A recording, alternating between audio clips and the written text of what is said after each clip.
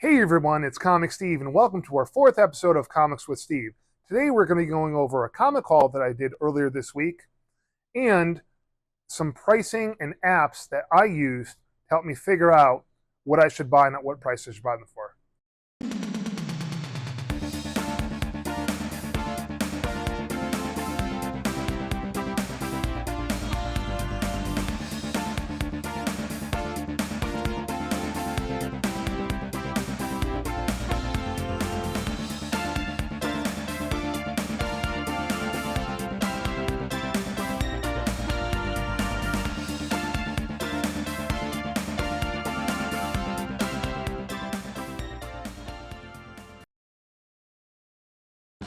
All right, now let's look at some different things that we use or I use to go over and price comics. The first thing I use is an Overstreet price guide.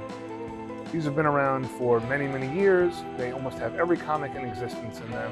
They give you a good base price on a raw copy of a comic going all the way up to the grade 9.2. So this is a good resource if you just want to look at raw books, nothing graded, and you're not looking at anything insane where you need to go look at the actual market.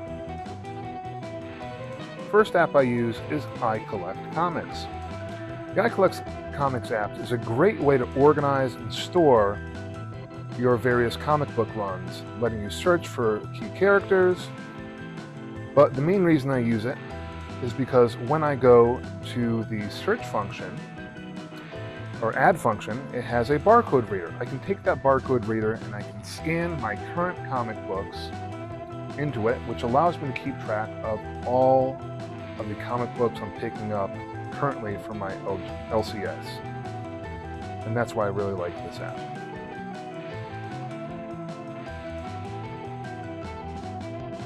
The next app I'm going to be showing off is the Key Collector app. This one's very popular, but it allows you to go in and find out the significance of your key issues, as well as store your comics, what you want, and what you've sold, and also gives you some valuations on your books.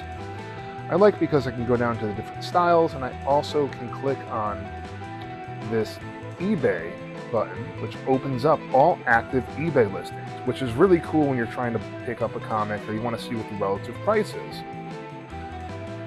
Going back to the app, there's a few other things that I really enjoy. If you look down into the main page, you have all the movies that are coming out, all the different updates when they do happen, as well as a subscription service that you can pay for to get a little bit more information.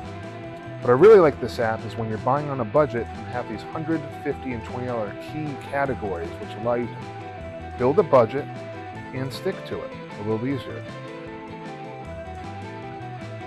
So the first book we're going to look at today is The Mighty Avengers number 243. This book has the first mention of the West Coast Avengers, and it has this really cool cover with Vision on it, with this helmet, which I've never seen that because they don't really show that too much in the movies as a green helmet. It's more or less as gold armor. But next to that book, we have the first West Coast Avengers, crazy enough. And then following that, we're going to go to the next book here, as we go, is the, what is it? It's the West Coast Avengers, number 23, where Moon Knight joins them. And so I picked all these books up at half of the sticker price. I think this one we had at $8, so it was a pretty good deal. Let's put these down here, and we'll go to the next books. All right, the next book right here that we have is going to be Captain America number 337. Steve Rogers, and it's the first time he's in the U.S. agent costume, or what would become the U.S. agent costume. There's also a couple of other first appearances on here, but nothing super significant at the moment. Following that, the Uncanny X-Men number 129. That book has the first, I believe it's the, I got my cheat sheet, hold on, let me read this. The first part of the Dark Phoenix saga, first appearance of Kitty Pryde, and first appearance of Emma Frost, the White Queen. So that one right here, I did get that for the sticker price of $150, but it's a very high grade copy.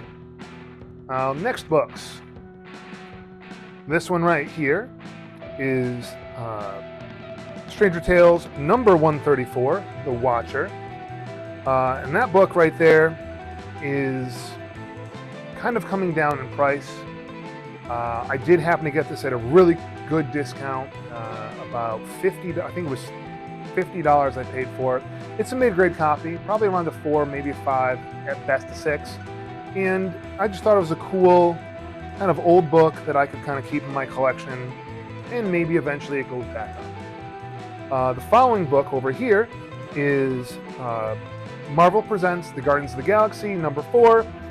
Nothing super significant about this book, but it's in the series of, I think number 3 is the first appearance of a lot of main characters.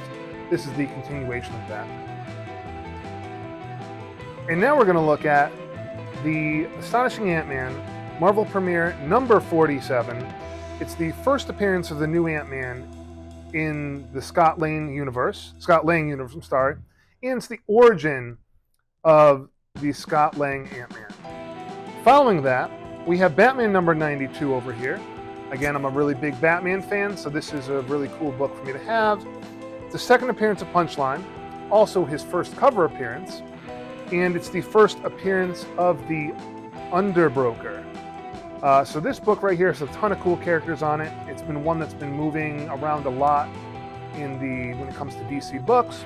A lot of purchases, a lot of sales, and I picked up my own copy here, beautiful copy, and I intend on holding onto this for a while. So I think we're going to see a lot more from the Underbroker.